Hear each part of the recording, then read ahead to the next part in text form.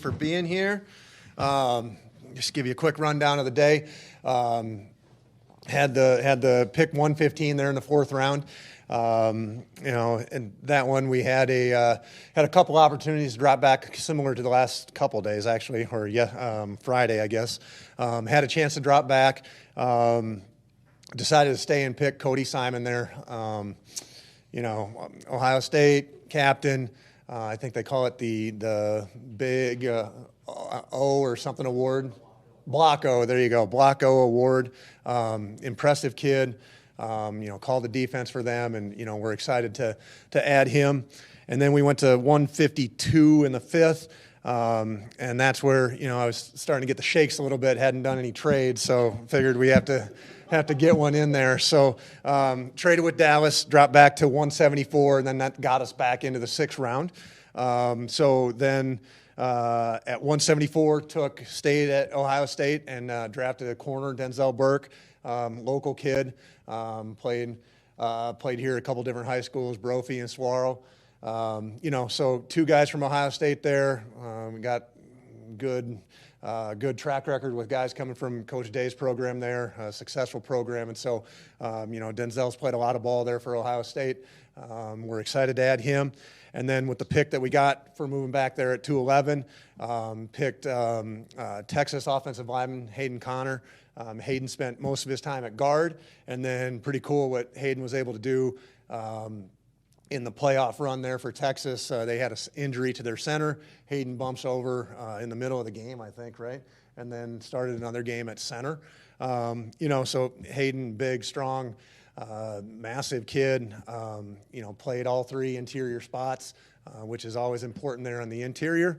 And then, wrapped up the day in the seventh round and took Keaton Crawford out of Reno. Keaton really stood out to us for his ability on fourth down, his ability to cover kicks and be a disruptive presence. And we also think he's got a chance to develop on defense as well. So, that wrapped up the draft picks. Just kind of we're doing the finishing touches on undrafted free agency. The guys are upstairs still trying to grind that out a little bit, where we'll add a few guys there too. But that was kind of the day, kind of the weekend. Feel good about the guys that we added, and ready to get them in here in just under 2 weeks and get going and start working with them. So that's where we're at. What do you guys got? What are your thoughts on how it all shook out where you guys took 6 guys on defense and just 1 guy on offense? Really, that's just how it worked out. Wasn't the plan at all. It's just, it's one of those things where, we stick to the philosophy of staying true to our board. And, I certainly would have loved to add some people on offense, but just the way it worked out, we were always going to take the guy who was higher on our board, and it just so happened that 6 of the 7 guys were on defense. So who knows, next draft how that'll go, but this draft it just leaned towards defense. Monti, so would you say you trust your board? Like you don't divvy too far from that, or like go down into a few players just to say I need to get some offensive guys? No, never do that, Cam. Yeah, we've talked about that a lot. Can get in trouble doing that and just say hey, we need to take a lesser player at a position just to say that we took a player at that position. We always feel you can never go wrong taking the player that we have valued higher. So that's what we did. Hey, in regards to all the guys from Ohio State, it might seem obvious, but I'm curious to hear you explain it. What's the value of adding guys from a winning college program as opposed to getting the best guy at a program that maybe didn't do so well? I think the first thing, Greg, is it starts with is, we're not taking them because they were at Ohio State. We're taking them because the value on our board, and it just so happened that they played at Ohio State, So, but I do think there is value in coming from a winning organization, and guys that are used to winning, have seen what it, played at the highest level, played in games that are really, high stakes and through the playoff run there. So, I know those guys, and then, I think another added benefit is the competition that those guys practice against every day. I mean, we said it when we were in there, like, nobody's had to have a tougher assignment in practice the last 4 years than Denzel Burke, the guys he's had to cover in practice. practice. I mean, holy smokes. So, I mean, but, you know, I think it really wasn't like, oh, man, where's the next Ohio State guy? It's just, you know, hey, that's where they fell on our board, and that's how it worked out.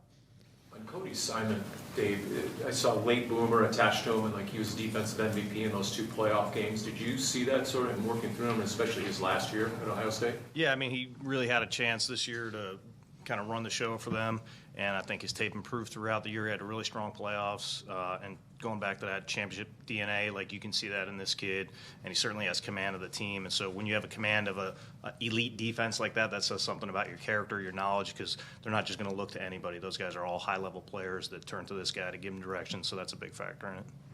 That stood out from his stats is that he struggled in that first game against Oregon, and then the second game against Oregon did much better. Did that jump out to you guys, kind of bouncing back from that against the same team? Yeah, I mean, we didn't necessarily put too much emphasis on the first versus the second Oregon game or anything like that. Just the continued progression of the guy's play throughout the year, along through his entire career. I mean, that's what you want. You want guys peaking now as they come into the NFL. How valuable is it when those guys play in the biggest games in college football? How much does that factor in, or how much do you value that in the process? You value it because it's obviously a high-pressure environment. You know, the guy plays well in the playoffs in college. You know, there's playoffs in the NFL. We hope to be in very soon. So stuff like that. But it's also, like Monti just alluded to, the matchups. It's good teams against good. The tape's usually going to be good. That's when you see some of your best matchups under the brightest lights. So that's definitely valuable for sure. I know you said the board fell how it fell in terms of defense, but when it's all said and done, you guys leaned into defense pretty hard in free agency and now this. Was that, when you came into this offseason, was the defense something that you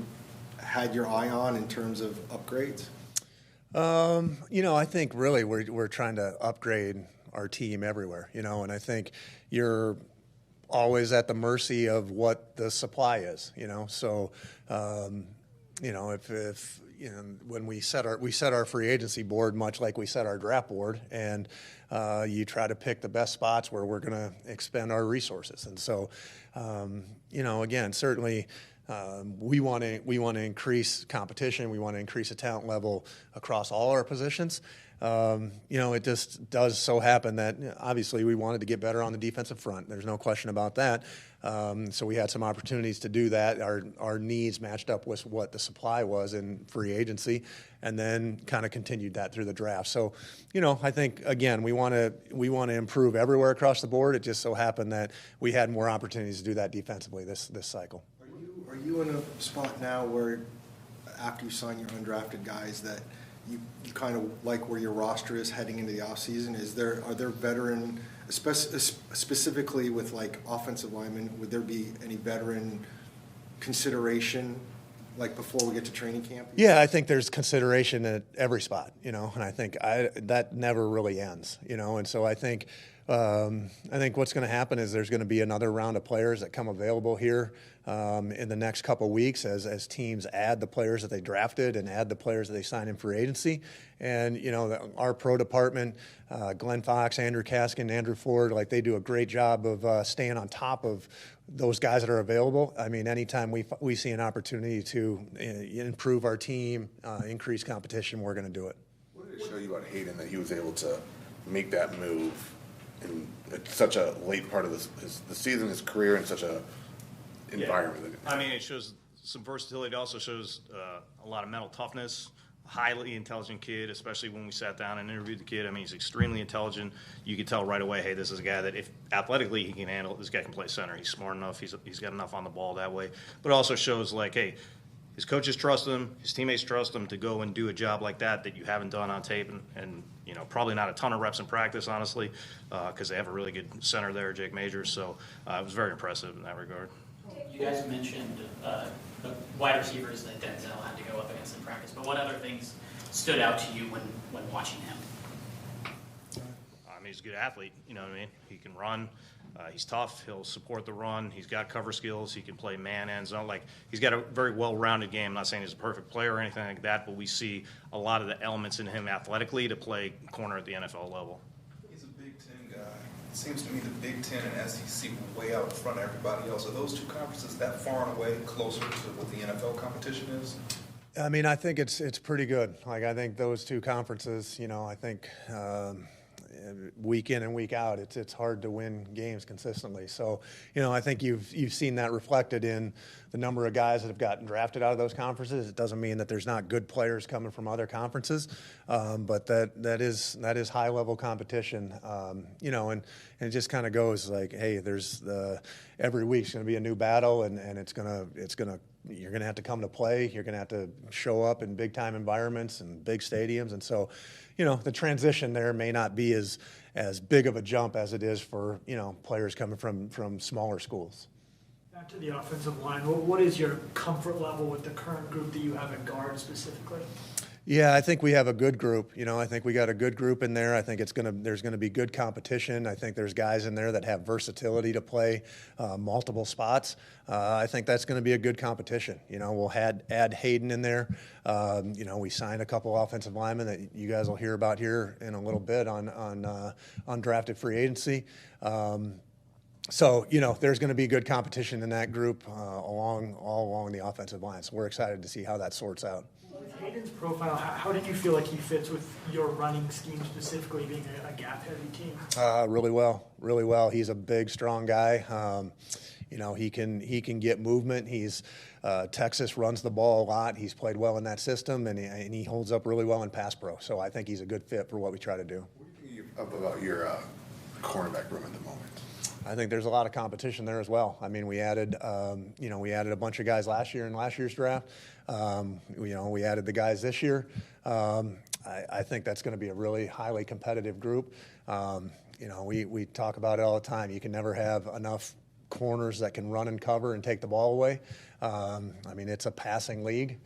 There's always going to be stress on those guys, and so I think the competition's really going to shake out, and then whoever can rise to the top of that is going to put us in a good situation. Dave, I believe every player mentioned on their conference call that they had some sort of formal meeting with the Cardinals at some point in the process, and while it's an all-encompassing process for you guys to make a decision, what is it that you guys are gaining out of those meetings to make you feel convicted on players? Well, our conviction stems, from the tape first and foremost on the player, and then getting to know the person. The more interactions you can have with these guys, the more times you can sit down in front of them, it only helps to give you a better feel of the person. You can get, quote unquote, fooled in a short 10-minute interview with somebody, but not after you've done it 4 or 5 times, after you've spent a whole day with them. So just the more interactions you can get with these guys, the better. Now, some of these guys, just so happened to work out that way this year. There are times we'll pick a guy or sign a guy that we haven't, we're going to have some interaction, but it might not have been a 30 visit. It might not have been a formal combine interview. But at the school, at the pro day, at some point we're going to talk to these guys, no question.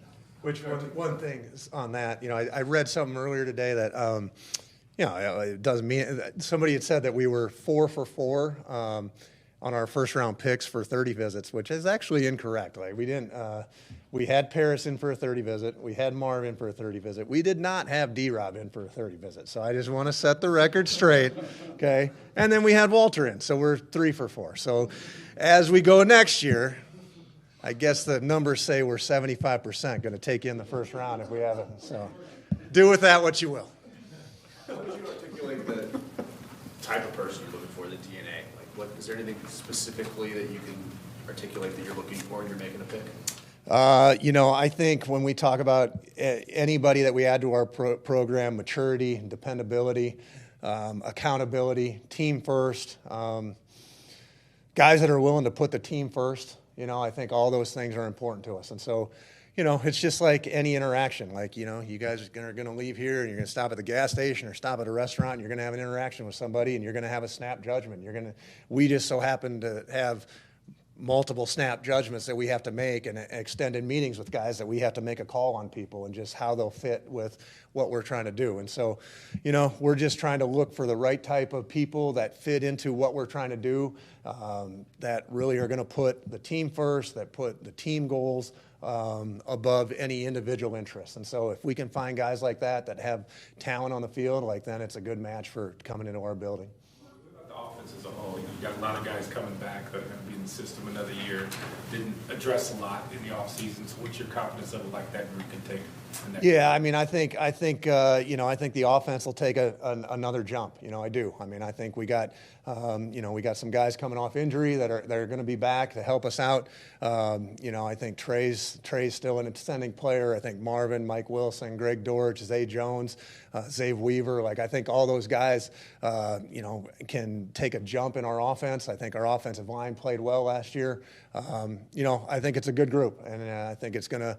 I think that whole group's going to have a chance to ascend and build on what they did last year, and I'm excited to get going on that here as on-field activities start here over the next week. We know that players will talk to you maybe about players they like, but a big amount of the players drafted this year have either been teammates with a Cardinal from high school, college they lined up against, like Marvin Harrison Jr. Did you have in-depth conversations with Cardinals about maybe some of these players you guys were considering drafting just because of their relation? Absolutely, Dan. Like, we go back and we ask our guys that may have been teammates with a guy in the past year or two.